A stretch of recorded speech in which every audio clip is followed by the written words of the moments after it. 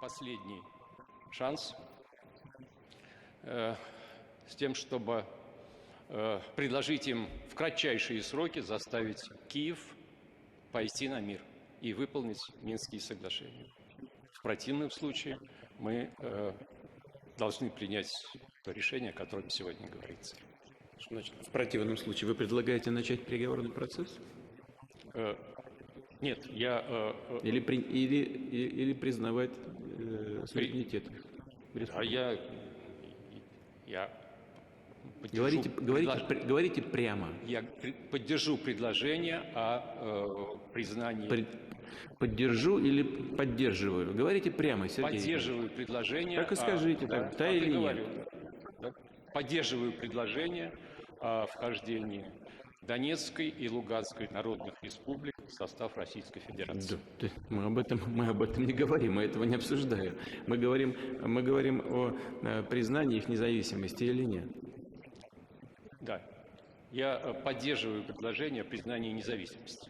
Хорошо, пожалуйста, садитесь. Спасибо. Владимир Александрович.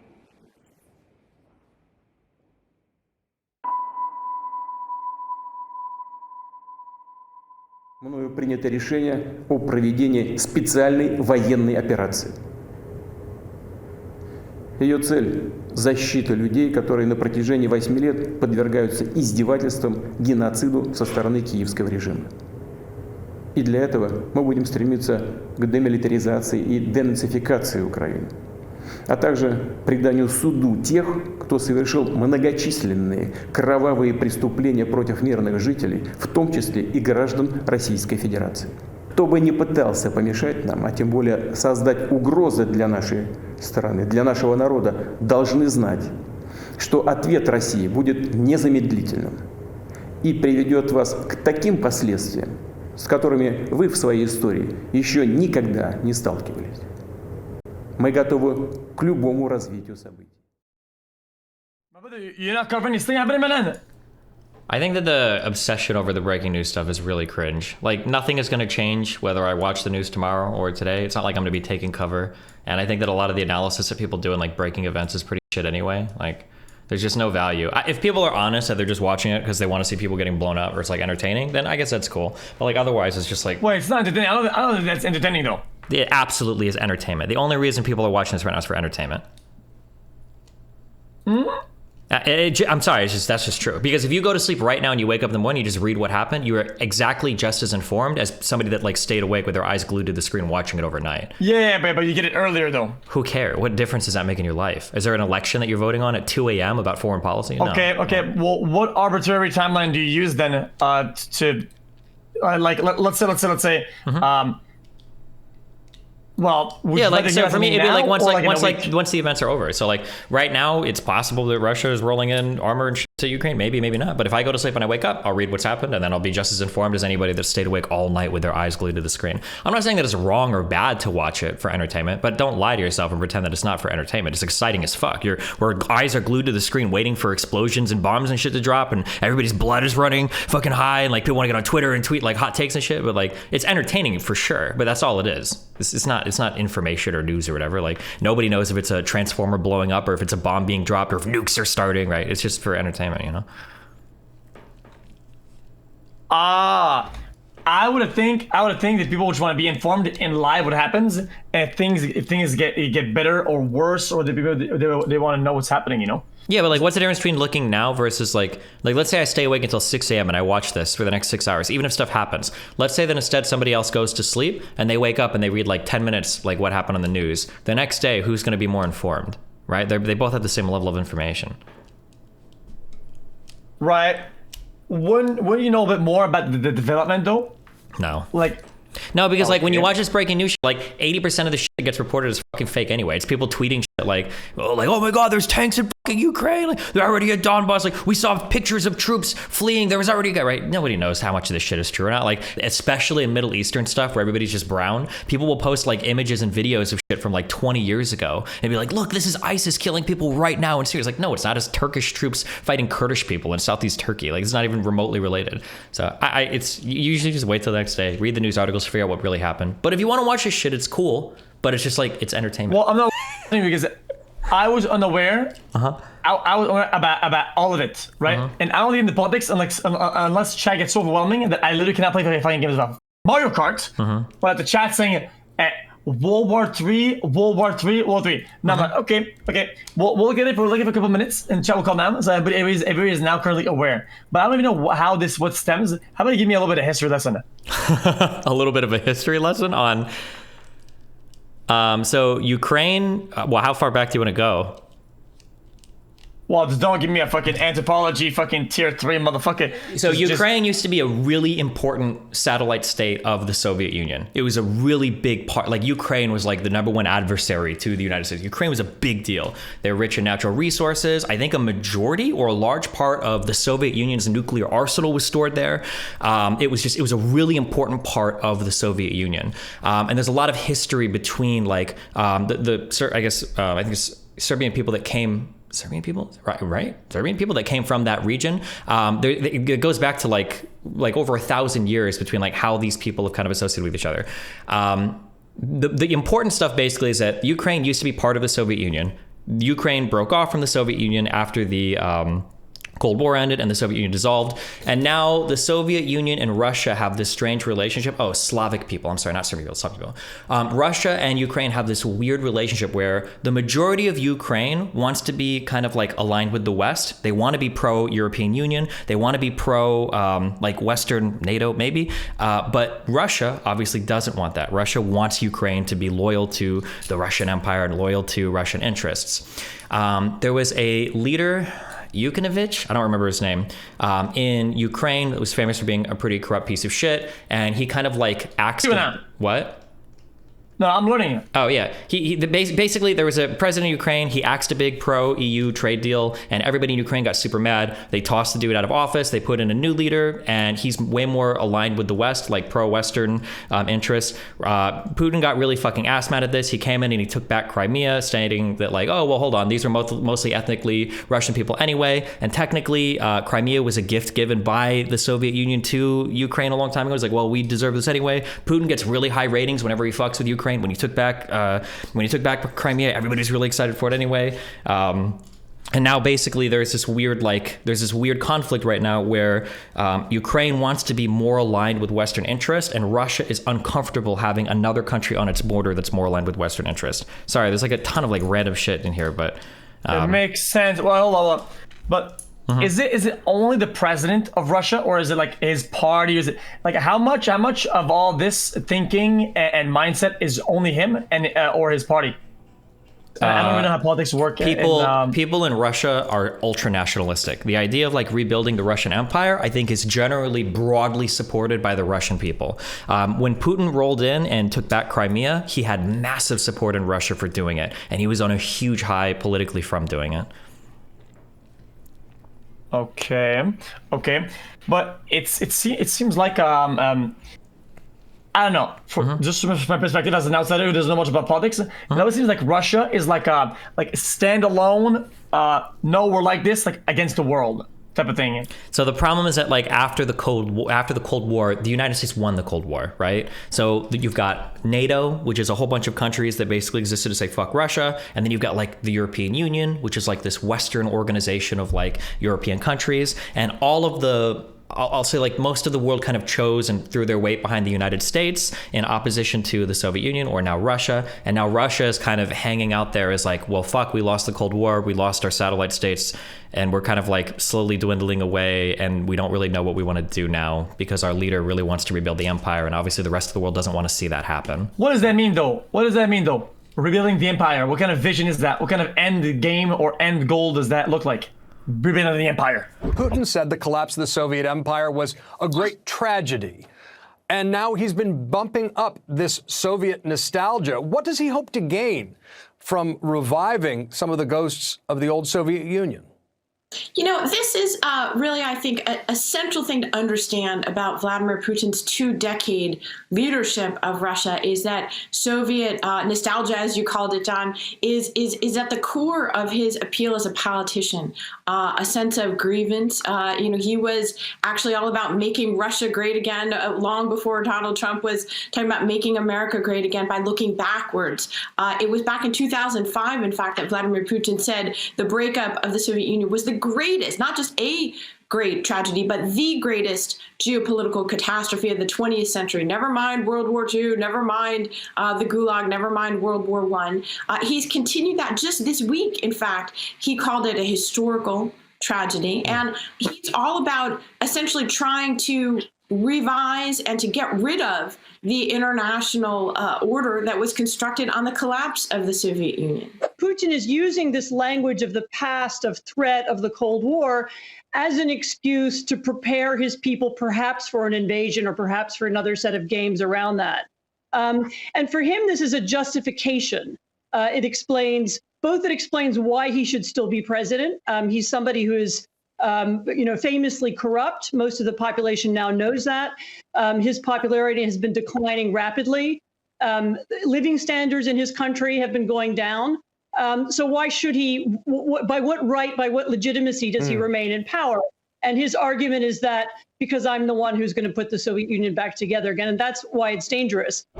I don't know. That's a good question. I mean, it could be reclaiming some of the lost satellite states that are like really rich in resources. It could be just growing. Yeah, but is that something that can happen in our current modern days, that you reclaim land forcefully like that? Isn't that like an old concept people used to do that? It's complicated. So like you can't cross swords with another nuclear power. So like Russian troops are never going to be shooting at US troops and vice versa. Right. But like wherever you can edge out territory or edge out victories, you're going to be really invested in maintaining that part of your quote unquote empire or your alliances. So like, for instance, the entire West was hoping for Assad to fall in Syria. The United States maybe potentially was like even funneling weapons into groups there, saying like, oh, the FSA, the Free Syrian Army, these people need to fight for their independence. And Putin was like, after what happened to Gaddafi in Libya, I am never letting another ally fall. There were jets flying in. People from China were going in to help Syria. Like, there was no way that he wanted to watch that country that was aligned with him, that leader that was aligned with him, fall. And so I think that Putin generally looks like that. He looks to countries around the world that are aligned with Russian interests, and he just wants those countries to be strong, to have, I guess, what little they can hold on to. In terms of like outright invading things, it gets hard. Like, Russia's not just generally going to send troops in, but they'll take advantage of like complicated situations to try to see where they can edge out victories. So like what happened in Georgia was pretty complicated. I think there was a Russian ambassador that was killed by, I don't know if it was a Georgian military member or somebody that was like pro-Georgia, and they took advantage of that opportunity. Like, oh, well, we're going to go in and do that because they aggressed, you know? Or with Crimea, right? Well, Crimea was technically a gift to Ukraine, and, you know, they want their independence from us. Well, you know, most of the people there are ethnically Russian. They want to be part of us. We're going to go in and free those people first by supporting freedom fighters, and then by stepping in and helping those people once we think that they have a right to that region, you know? So they kind of look for these little edge cases to work around, basically. Interesting. Okay. And why do people say if most of the time there isn't like a big, there isn't like big wars or anything like, right? Mm-hmm. And it seems like in our modern days, from my perspective, there isn't too many wars. Yeah, there are some, I get it. But when people are being weird and they're obviously in the wrong, why doesn't everybody just say, okay, well, we're not going to give you a wood, food, water in it, and people just stop the trade with them? And then now they're kind of fucked. Well, that's kind of what's going on right now with the United States. So the United States is basically trying to get all of NATO together, maybe the European Union, I don't know if that's, but all of NATO together, basically say like, hey, well, we're going to sanction the fuck out of your country if you are going to do these things. But like, there's a lot of countries around the world that you can trade with. It's not like there's a world alliance of countries that are ready to sanction you. So it might, cost more, but you could ship in stuff from probably places in South America. Why not? Why is there not like a world union of countries? Yeah, but doesn't everybody agree? To at least a certain common ground, be like, oh, this guy's being weird. Well, nobody trade with this guy anymore. Well, because everybody had, like, tons of people have totally different interests about what they want to see in the world. Not everybody just wants to be like, oh, the U.S. said this, so we're going to do this, you know? It seems to me people say UN, but UN, from my perspective, I had a lot of politics classes and whatever, and it seems like UN is just a bunch of talk.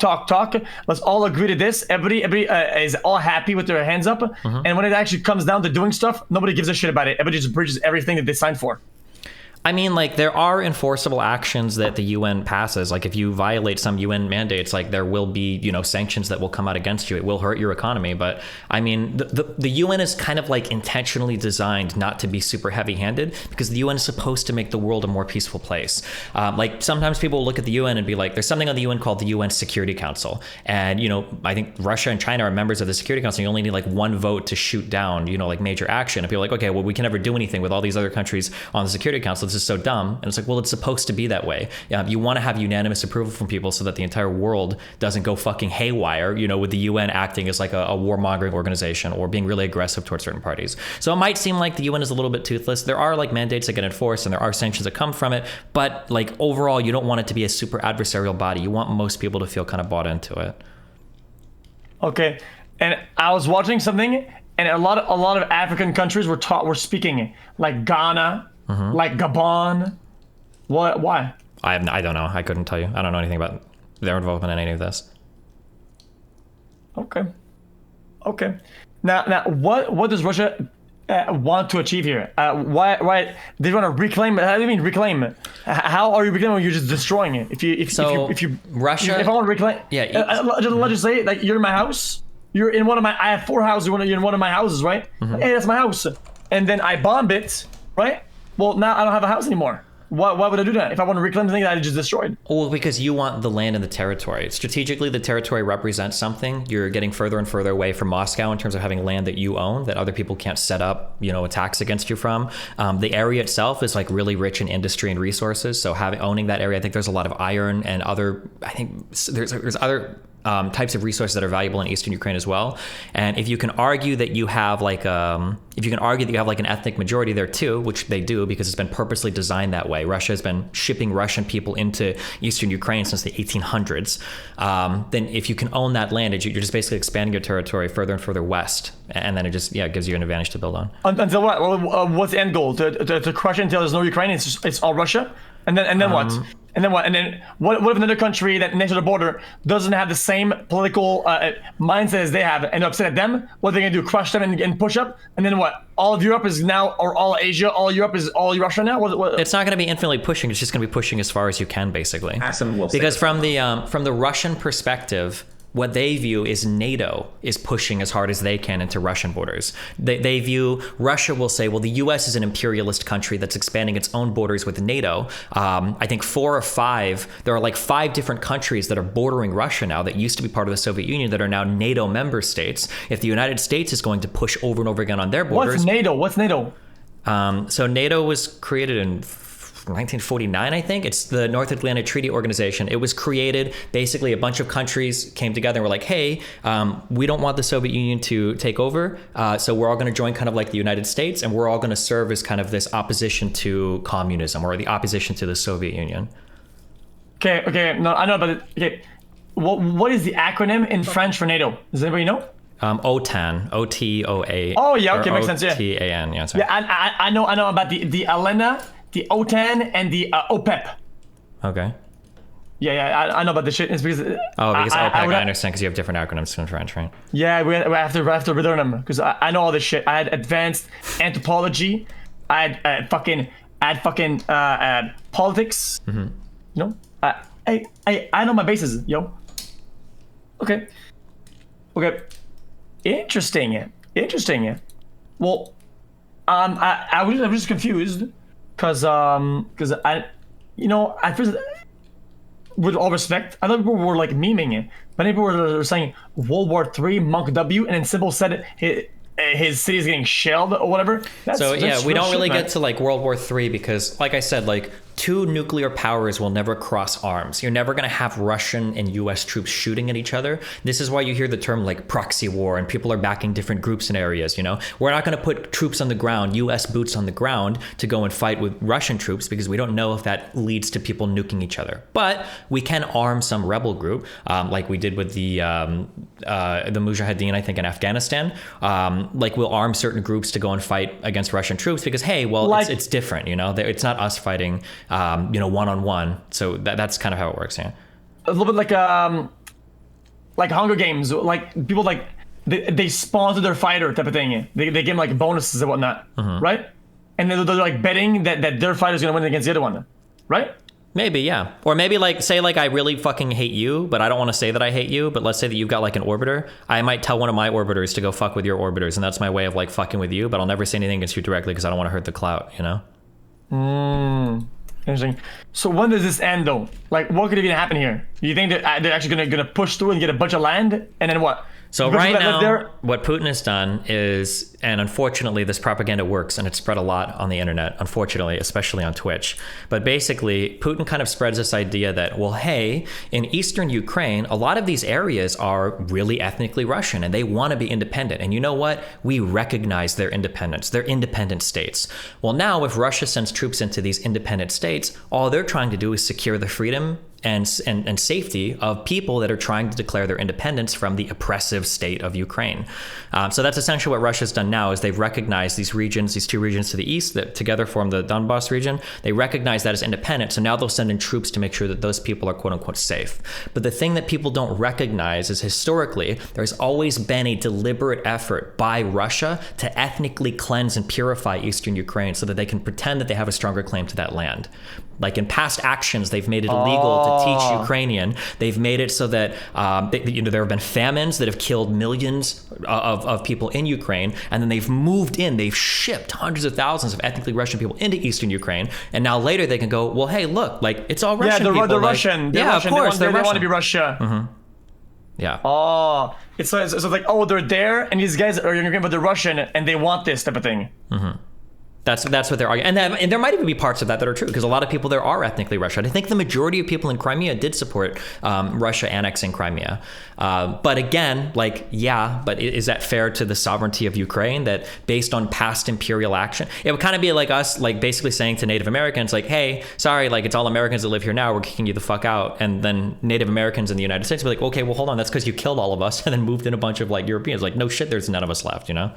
Jesus. This guy in chat says he's delusional. This is such an American biased take. Why do you think this guy would say that in chat? So I've already given the Eastern take, or I shouldn't say Eastern. So the Russian take is that the United States is continuously antagonizing Russia by putting more and more NATO-aligned countries, or involving more countries as part of the North Atlantic Treaty Organization, NATO, that are right on the border of Russia. And Russia views that as like, hey, like it's not cool that you are drafting ex-fucking members of the Soviet Union into NATO, and now you use these places to set up like fucking missile platforms and shit that can be used to shoot down our planes. Oh, interesting. So if you Google, so I think like there's like 5 or 6 countries now that are bordering Russia that are NATO countries. And so the Soviet, obviously Putin's like, this is bullshit. Like, I don't want this shit right next to my fucking, right in my front yard. And then arguably Ukraine really wants to join NATO as well. But like I said before, Ukraine was a really big part of the Soviet Union. It was like the most powerful state, arguably in the Soviet Union, one of them, yeah. But wouldn't it be kind of delusional perhaps to say that it's that them doing it maliciously? Like if NATO it's viewed as good as a good thing, would you want more people to be part of it, and they're not doing it maliciously? They just want the good thing to be bigger? Well, I mean, we view it as good in the West, but obviously Russia views it as adversarial, because NATO basically stands for fuck Russia, right? Kind of. Yeah, but I mean, if I'm just saying, I'm not saying they're wrong. I'm just saying, of course you're gonna see it that way if if let's say you're wrong, right? You know, that you'll be on your own. If everybody wants to be part of something, why don't they just join that then? Why don't they all become together? All join NATO?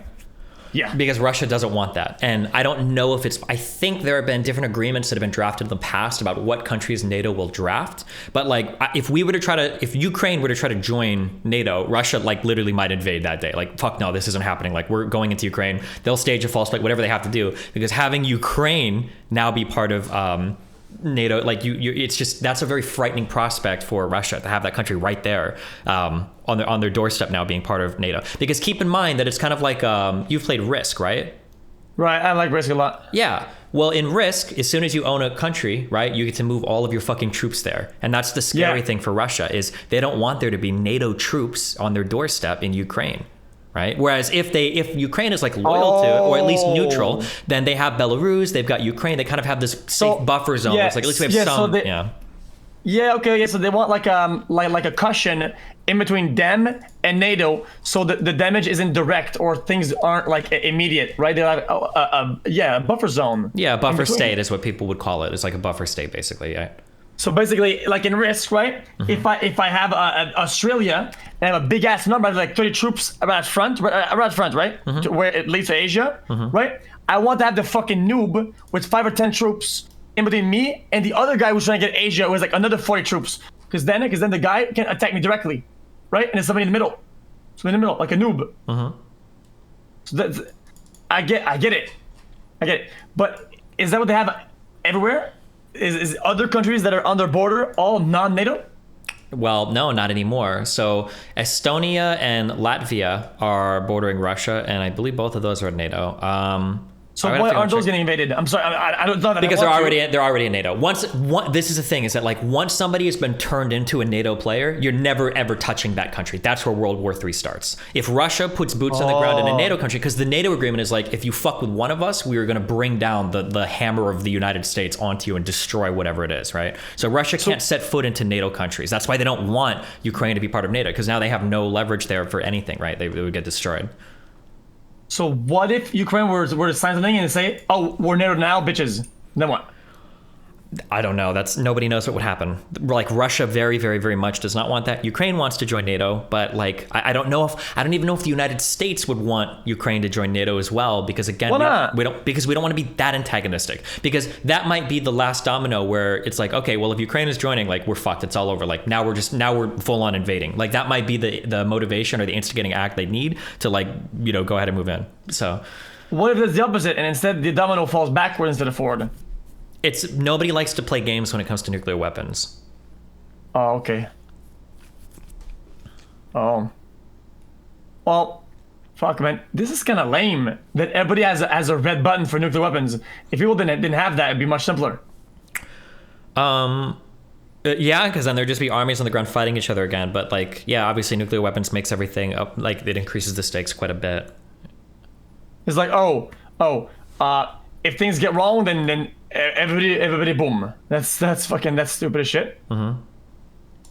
Yeah, but I mean, arguably, some people would say that like nuclear weapons are one of the reasons why we've established so much peace in the modern world. It's because nuclear superpowers will never attack each other. Yeah, because you have it. It's just the fact you have it. It's kind of like you make like a room where everybody can go and beat the shit out of each other. They can punch each other as hard as they want, but like everybody also has a gun.